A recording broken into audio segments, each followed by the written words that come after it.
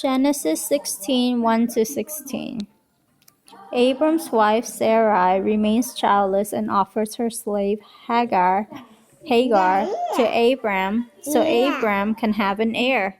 After Hagar becomes pregnant, she looked with contempt on Sarai. Sarai treats her harshly, and Hagar runs away. Hagar encounters an angel of the Lord who tells her to return to her mistress. Hagar bears Abram a son who is named Ismael. Hagar asked herself, "Have I really seen God and lived to tell about it?" So she called the Lord, who had spoken to her, a God who sees. Hagar and Ishmael. Abram's wife Sarai had not borne him any children, but she had an Egyptian slave woman named Hagar. And so she said to Abram, "The Lord has kept me from having children. Why don't you sleep with my slave? Perhaps she can have a child for me." Abram agreed with what Sarai said, so she gave Hagar to him to be his concubine. This happened after Abram had lived in Canaan for 10 years. Abram had intercourse with Hagar and she became pregnant. When she found out that she was pregnant, she became proud and despised Sarai. Then Sarai said to Abram, "It's your fault that Hagar despises me. I myself gave her to you, and ever since she found out that she was pregnant, she has despised me. May the Lord judge which one of us is right, you or me." Abram answered, "Very well, she is your slave and under your control. Do whatever you want with her."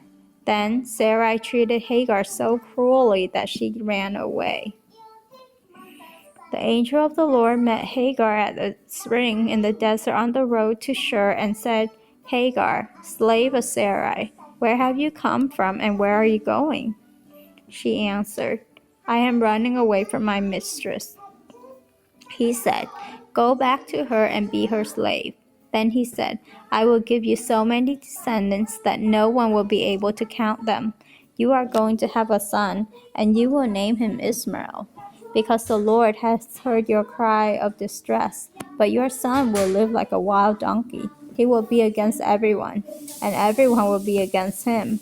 He will live apart from all his relatives." Hagar asked herself, "Have I really seen God and lived to tell about it?" So she called the Lord who has spoken to her, a God who sees. That is why people call the well between Kadesh and Bered the well of the living one who sees me. Hagar bore Abram a son, and he named him Ismael. Abram was 86 years old at the time.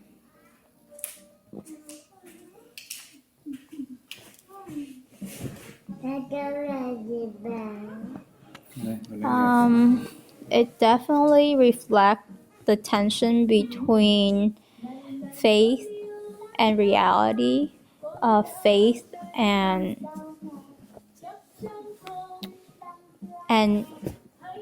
like just the hardness of waiting for a promise to be fulfilled without trying to take things into our own hand, like complete faith where we just let God do what he promises, and not try to help him out.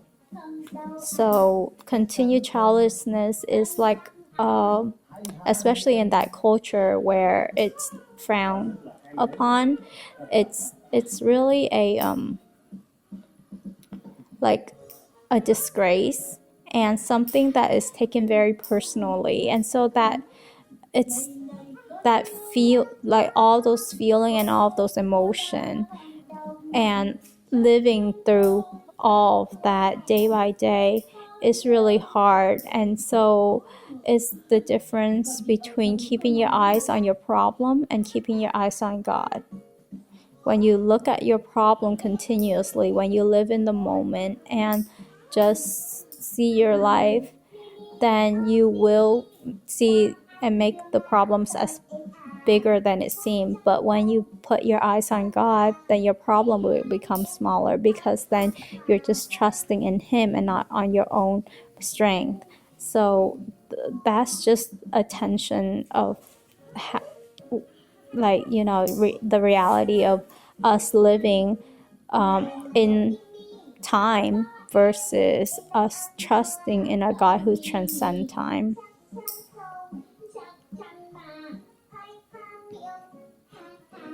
Yes, I think that Abram did exhibit a lack of trust because he tried to help God out. I think he still believed in God's promise. He just thought that that was the way that God would do it, like through a maid, and then a maid servant, and then it's also, I think, it's his own selfishness that, like, he agreed to it. Maybe he wanted to have a concubine. I'm not sure, but in any case, he definitely, I think, to me, it shows. I mean, of course, I don't know his heart, but from his action, if I just look solely at his action, it shows me that he did exhibit a lack of trust. So today's reading revealed that maybe at first their relationship wasn't bad, but after Hagar was pregnant, their relationship turned really bad and very cruel in both ways. And actually, both women treated each other cruelly out of pride. Hagar for having a son, despising, looking down on other people, and Sarai out of envy. So both of a relationship can turn really sour and really bad when sin creeps into people's heart.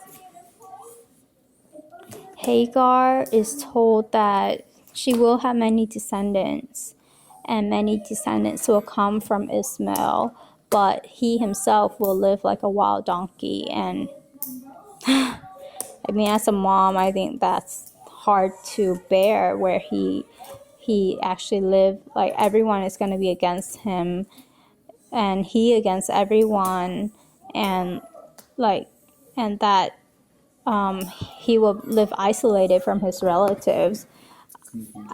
As a mom, I don't think I would want to hear that, like, for my children. But Hagar heard it, and I guess, and yeah, so it's, yeah.